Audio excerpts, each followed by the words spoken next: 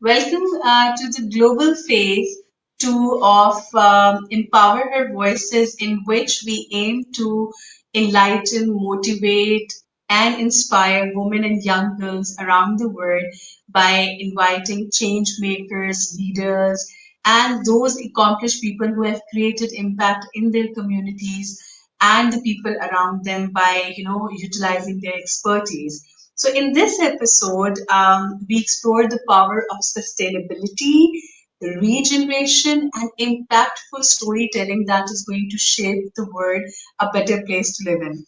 And when we talk about sustainability and regeneration, we have the expert with us who has spent more than 2 decades of her life in creating awareness, in creating impact for these two specific terms, and there's a lot that she has done.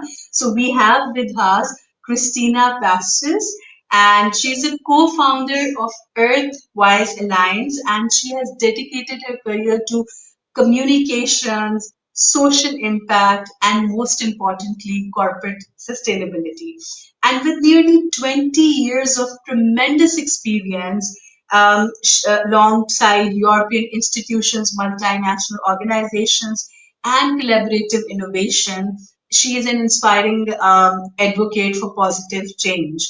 And through her journey from journalism, like the communication, to regenerative leadership, she has empowered individuals and organizations to co-weave a future rooted in empathy and sustainability as well, and which ensures respect for all life on earth. And this is very important. So let's welcome Cristina Bastos. Cristina, thank you so much for accepting the invite, and your contribution in empowering the young girls and women around the globe is truly appreciated.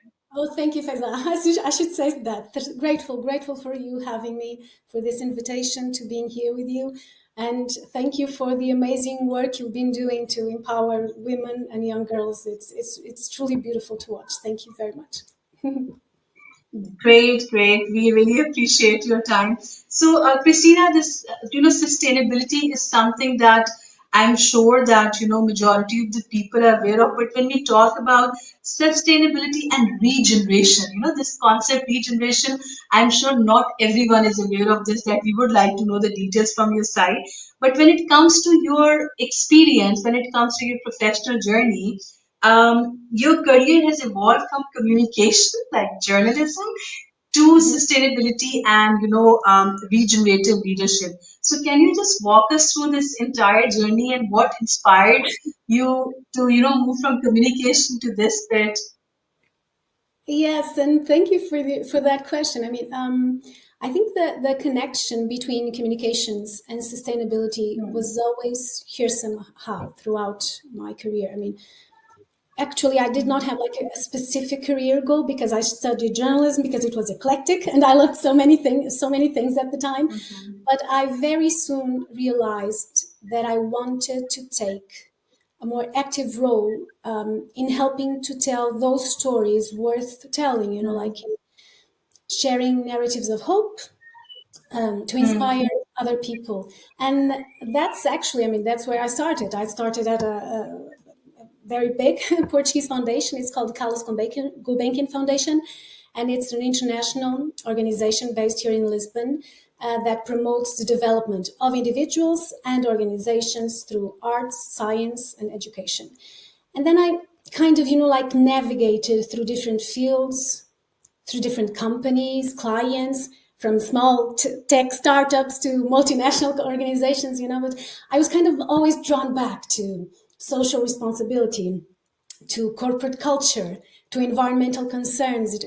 It always came back to me. And in 2015, when the concept of sustainable development gained momentum, like with the UN Sustainable Development Agenda and the Paris Agreement as well, I knew that concept was something that I really wanted to dive into, to explore. So at the time, I did a master's in sustainable development, and then I kind of brought the two areas together and became head of communication and sustainability. So it kind of this connection kind of took shape along the way. And I would say that that is one of my first major lessons. It's that some things will take time. You won't get all the answers at the beginning. Sometimes we need perspective, and we only grasp the full meaning, and new meanings are born when we kind of start to connect the dots, like looking back. And I remember some friends, they knew exactly, like what they wanted to do with their lives. They had that specific goal. And I kind of just kept following and my intuition and what made sense in each moment, and things took shape. And so each path is unique, and obviously there is a mix of hard work.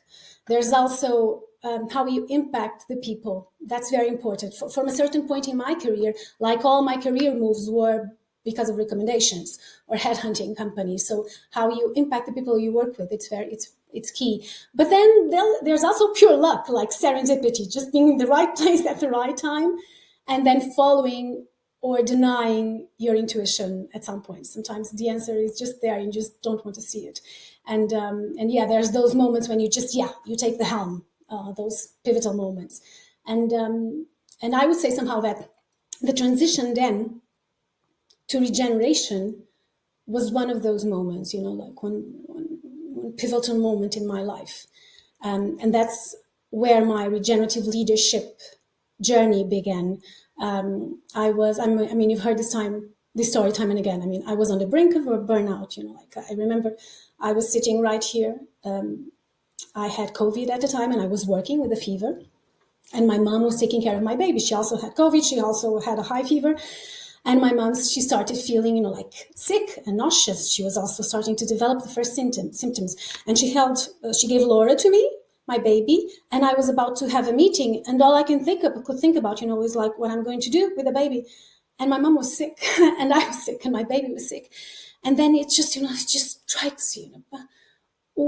Is this what I want in my life? Who am I? You enter this tunnel vision, this dark vision, this place, this anxious place where empathy is blocked. And I felt so misaligned, with the values around me, with the company's purpose at the time, what I was doing, and I was so drained. So, it's those moments when you really need to learn self-compassion, self-acceptance, and embrace imperfection. And one thing that's key to women, embrace that we are cyclical beings. We need to respect the seasons, the winters, but we really do, and we often don't. And looking back, doing that perspective exercise. In the 4 previous years to this, I had been pregnant 4 times. I was pregnant 4 times. I gave birth to 2 babies. I lost another 2. One with an ectopic pregnancy where I had to have one of my fallopian tubes removed in an emergency surgery. I went to severe sleep deprivation. My firstborn, I think she was 8 months. The first time I slept more than 4 hours, 4 or 5 hours a day, not in a row, like the full day, in bits and pieces.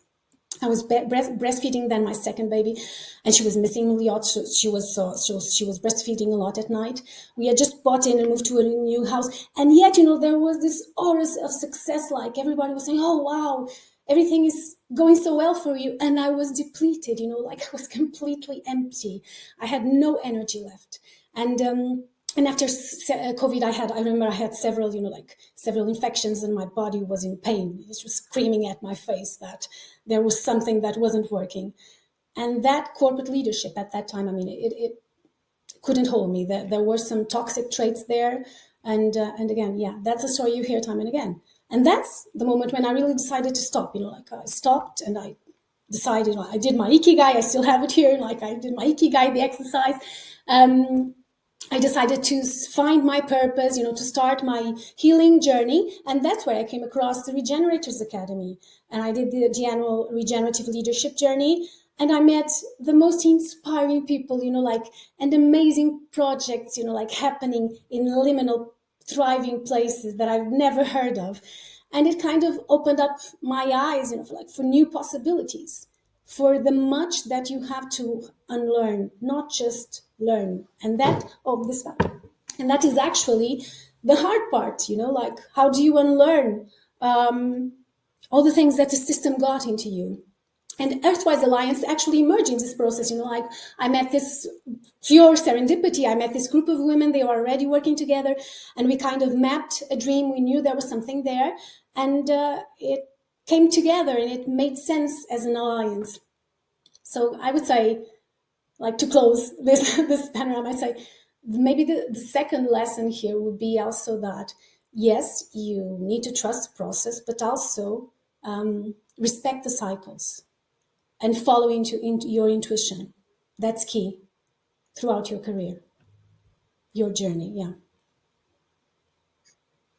Your healing journey, Christina, is really like inspiring and phenomenal as well. And I I can truly relate to it when you're saying that, we have to trust the process, and then there's a time for everything. Yeah. Like the way you have like evolved in this entire situation, there was this self-discovery phase as well. And then you connected back to yourself. And then the focus that you had in your life when it comes to the concept of empathy is really crucial. So, this thing I'm sure when any woman or young girl out there is listening to this, what Christina has just shared, that in your journey at any point of time, you must be, encountering and facing all these things. But then, as she said, that you need to trust the process. That's like really, really, really important. So, Christina, as we talk about, the role of women, as you have shared your role in your personal, professional life, and then the way your family dynamics, navigated. So, how do you see the role of woman, like a woman who has just stepped into a professional career, or a woman who will be getting free from her graduation or masters, and then she wish to pursue a career in particularly, sustainability and this Mhm. concept regeneration as well? How do you see that if they wish to pursue for these things?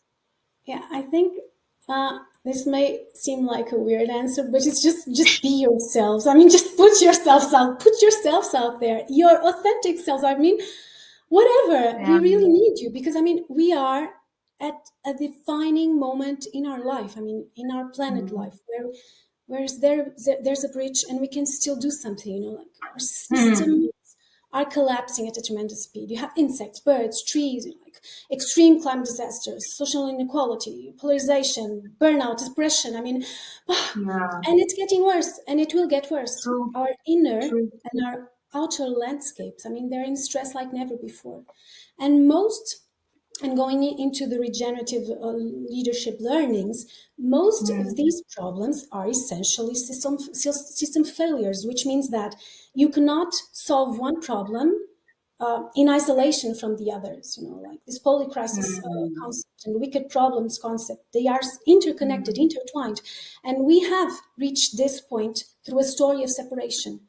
And this story of separation is healing. And it's a story that starts Hmm. in the medieval ages with the idea of, like God above man and above nature, and with the oppression of women, like, and the Yeah. female connection to nature, and witches hunting. We sometimes forget this. It comes back from then. And then came the scientific revolution, like science above nature and the mechanistic thinking, and it split the world in pieces, like when trying to explain it, and gave increasing importance to male domination, like rational thinking, protection, competition, focusing on your needs, a bias for action, the idea of the self-made man, which we now see so incorporated in billionaires Yeah. culture. And also the power, life of left brain hemisphere, which is also connected to this, like the linear, the causal, the seeking structure, the polarization. Right. So what we need right now is to unleash, to free the power of our right hemisphere, like the seeing through tensions, the creativity, the system thinking. And that is something that women particularly do particularly well, So yeah, that's why I think we need Hmm. women, and it's not just you. True. We need women. Healing this story of separation is the foundation for any regenerative change right now. And on this, I mean, I have it here with me. I would advise the book Regenerative Leadership by Laura Storm and Giles Hutchins. I mean, Okay. it does a tremendous work in shedding the lights on this and the story of separation, and inviting a new type of leadership, really a new type of Right. leadership for the 21st century, for organization 21st century. So yeah, just wrapping up and enable your feminine energy, your traits, the things that makes you unique, like the qualities such as empathy. Bring that to Yeah. your workplace. Bring True. that to your day. Compassion towards others, the nurturing, the intuitive feeling. Sometimes we just held that back. The interdependency, we really need a new type of leadership, and we need this Yeah. rebalancing of energies. And it's not, True. it's not the woman in pants, it's not the white feminist Mm. way of seeing it. It's each woman and the wisdom that comes from all the women in your family before you. That is a power. I really believe that. And a friend of ours, she often says that it's the empowered women of the 21st century that are going to change the world. And from Okay. what I'm witnessing, yeah, I'm getting more and more to believe it. So yeah, change Wow. starts with women, with this rebalancing Yeah, of energy. true. True, true. Very well said. And that's the best answer that one can give, that the from the sentence that you started, that be authentic, be yourself. That's the Yourself. best thing one can do. And yes, if you're not honest to yourself, then what's the point of, pursuing anything? First you Mhm. need to be authentic and then embrace and then move forward. And So yes, and actually, there's something that the system took away from us because, yeah. there's this personal and this professional way of being, and we wear all these hats. Yes, of course we do, but we are a whole person. Yeah, so Yeah, it's be the true. authentic you. That's We the need challenge. to enjoy our feminine energy as well. Yeah, Yes. I agree with you. That's something that we need to own. We need to enjoy. We need to live in that moment within that feminine energy as well, Mhm. which is soothing, no doubt. So, Christina, when I was going through your profile, I see a very interesting bit that the relation or the correlation of storytelling with this but for creating a sustainable future, or ensuring a sustainable future. So can you just shed light on this, the relation between these two things? Is storytelling so impactful that it can help a woman leader for creating a sustainable future, a sustainable environment for rest of the team members in the organization or the people around her? Yeah, I love this question. I mean, storytelling is the way to do it. You are yourself a storyteller, so I imagine you Yeah. relate to this. We love stories. When telling True. stories, parts of our brain, they just light up, the once upon a time, the imagine. We give meaning to the Yeah. world through stories. And we have been doing this as a species since ever. Just think about, 50,000 years ago, we were sharing stories around a fireplace of hunting, of fables, of True. myths. That's how norms and realities were passed Mm. through generations. Yeah. And then cave paintings, and only 5,000 years ago, you have writing. So, um, not only, the meaning, but also who tells the stories. That determines as well power and perceptions of reality. And in doing so, they also give us a sense of identity. And it's curious because this is usually done like in contrast, like it's the perception, shaping the perception of us versus the other. For instance, if I tell you the story of the Portuguese navigator Pedro Álvares Cabral, if I tell you the story of Brazil, starting from the moment Pedro Álvares Cabral arrived there, like the Portuguese navigator, this is a completely different narrative than if I tell you the story of Brazil, starting from the moment that a tribe near the Amazon River, just marveled at the, I don't know, the medicinal capacities of a plant, of a flower, something like that. So it's a total different narrative. And in this way, stories, they build identities, they build realities, they are truth tellers, like I like this expression very much. It's truth tellers. So what is the truth that we are telling ourselves? Who are we?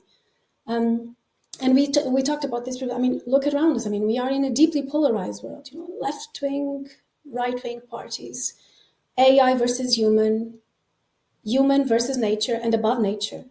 And it actually goes deeper, to like this dominant predominant narrative, not only of capitalism, but also of technocentrism, growth. And the truth is that us and sustainability, we are also a part of this. So to imagine some kind of better world or a different narrative, we really need to become aware of our assumptions. I mean, to decolonize our language, to let go of the growth, the profit narrative, and mobilize people around a whole new narrative. And yes, and you use stories to do that. You use stories as light by creating, like possibilities, showing old ways, new ways, like imagination activism. You use stories also as web. I mean, stories reveal how everything is intertwined, like connected in energy, in matter, through time, space, particles, microbes, I mean, systems, everything is connected and allows us to understand the context of the situation. And then also, the third way would be as glue. I mean, stories allow us to identify a shared purpose. I mean, and more importantly, the shared emotions, because, I mean, this communication is information plus emotion. So at the end of the day, you have to go back, like to the essence, to the emotion. Even before action, I mean, it's the essence. What is it that brings us together as a species, to community? What is it that makes us human, And reflecting about the future we want to create individually, collectively, the change we want to create. And you mentioned empathy before, and yeah, this is where you really need to enable empathy, the capacity to listen to others, active listening, the divergent thinking, like the authentic conversations, the letting go of your ego, which is really hard. That's how you allow new bridges, like you hold this. It's hard, but one has to do it. Someone has to do it. You need to hold the tensions. You need to hold the space for a new narrative and a new story to emerge. And that's a story where, yes, we need to be connected back to nature and ourselves. So only by changing this narrative can we change the future in any way. And doing that by healing our relationship to life. Yeah. Yeah, true. It's a very, impactful narrative that you have shared. That yes, I couldn't agree more when you said that communication is about knowledge plus shared emotions, and then being a species, ultimate is the purpose. Obviously, how we are going to collaborate, communicate, and gone are the days when being sitting in isolation will help you. It never helped anyone. It's always about collaborating with each other and then respecting the difference of opinion, sharing different narratives. Because the more we are going to hear about different narratives and perspective, our horizon will also be broadened. That's how it's going on. So, Christina, when it comes to regenerative mindset, as we're talking about perceptions and narratives, it's all about the mindset at the end of the day. Mhm. So how can the women out there, if they want to integrate or they want to implement this concept of regenerative leadership in their personal or professional life, what's the way forward for them from where they can start if they want to go for this thing? Mhm. Maybe explaining a bit the concept. Regeneration is a process of healing, like revitalizing. It's about Right. engaging in life's ongoing processes, in enhancing the capacity of people, of places, of systems to thrive. So if like sustainability asks, how can we reduce the impact here in this event? Hmm. Generation will ask, how do we contribute to the vitality of this ecosystem, to the evolution of Hmm. this place while doing this event, And who has been doing True. this forever? I mean, it's nature. I mean, nature is inherently regenerative. I mean, everything True. evolves through trial and error, transcending into new True. forms, flourishing amid ever-changing life conditions. So a regenerative Hmm. leadership is anchored in this ancestral wisdom and concept that embraces a systemic worldview, and it's inspired by the principles and the logics of life. Again, it's an empathetic leadership. It's a leadership with a purpose. It's rooted in place, in participation, and the specific potential.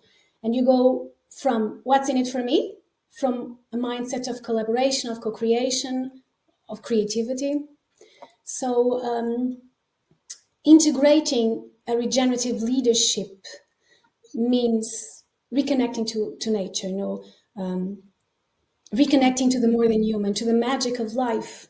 So answering to your question, I would advise, just, I don't know, just take a walk in the forest, watch the sunset in the ocean if you're lucky to have Exactly. it. We have it here in Portugal, like Uh, stargazing, watching at the moon, whatever puts you in a condition of awe about life, of finding hmm. your place, like back in the fabric of life. And it can be, and I do it sometimes, like with my kids, can be being curious about a bug or a flower, or just pure contemplation, just the, Hmm. finding the patterns of beauty around it and being fully present there, like those 10 minutes a day where you go. I also like this expression. It's like, you, by going outside, you go in. So yeah, it's going back there to the life energy that's also pulsating, like in you and around you. And yeah, so it's about remembering that we are nature as well. Yeah. And in fact, Sure. I was thinking that the word human comes from the Latin word humus, which also Yeah. means, yeah, soil and earth. And humility has that same root. It's also humus. So this is an invitation to remember us to be humble, to Yes. remember the Genesis True. words, or the book of Genesis, for you are dust, and to dust you Yes. shall return. Yeah. So Yes. either you're a person, either your organization, it always starts with you connecting to your nature, to your essence, which is a word I've True. used. It's True. going from inner to outer and then ecosystemic. And that's why that's something that we're trying to do at EarthWise Alliance. We're trying to invite our clients, like again, to start questioning the growth narrative and to go beyond ESG, to go beyond sustainable development and start exploring new paths, new frameworks, like the development goals, for example. I don't know if you've heard of that, Fizal, but we can talk about later a bit about that. And it's the transformational skills for sustainable development. So it's got, like, goes from being, Yeah. thinking, relating, and caring for others in the world, then collaborating and Hmm. acting. So it's taking care of people's well-being and the culture as a whole. So you go from capabilities to practices, then systems, and open the ecosystem as a whole. And there are many books and wisdom out there to explore.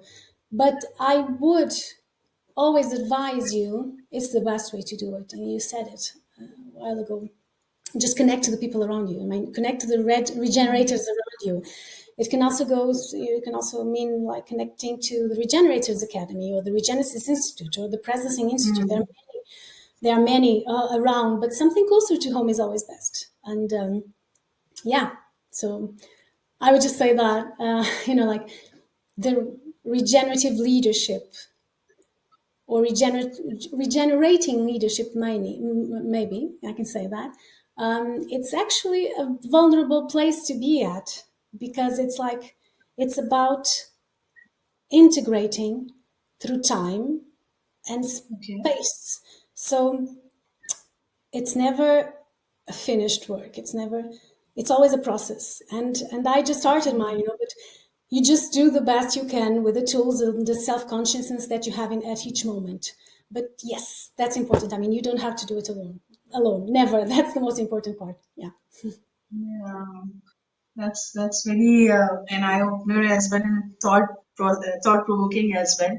So, Christina, thank you so much for sharing your entire impactful journey and the way you have, kind of unfolded the concept of regenerative leadership, sustainability, and then the relation of this impactful storytelling with both these terms. Obviously, for there are a couple of people out there who are not aware of the correlation between these concepts or how we as a layman can actually integrate or implement these concepts in our personal and professional life. because at times people think that these concepts are just meant for professional life, but the way you have explained through your own personal journey, Yeah. and then I really like the clarity and the confidence that you have for the work that you're doing speaks volume about your own faith in your ideology. That really matters a lot, because at the end of the day, if you're doing something which you believe in, is truly going to make an impact no matter what it is and wherever you are. So we really appreciate that, and I'm sure that the women and the girls who are going to watch this podcast will definitely learn a lot, because what Christina has shared is actually really sensitive information in terms of how you are going to process the information, and then how you will implement these things in your life. And might be you're implementing it but you're not aware of it, so you need to validate it, like with your own self. So Christina, before that we wrap up, what is that one piece of advice, though you have given a couple of advices already, but just to a kind of motivation bed for the woman out there, if they wish to pursue or implement all these things in their life, what is that one thing they can start from if they are pretty much unsure that, okay, from where should I start? So, what is that one piece of advice from your side to them? Mhm. I have two pieces of devices. It's just like Sure, advices. sure. Yeah, yeah. Again, you are not alone. I mean, find your tribe. Find a place where you belong. You don't have to fit in. So it's just like connect to where you are culturally, emotionally, intellectually. Establish those meaningful connections. Like nurture your own soil. So get the skills, yeah, get the knowledge, but both end embrace the collective wisdom. I mean, it's the quality of your relationships that will determine the health of your inner ecosystem, of any ecosystem. And also, yeah, key in this, find what is it that brings meaning to you, and what is it that you can do about it. And Brené Brown, I mean, she's a researcher. She spent decades studying shame, empathy, vulnerability, courage.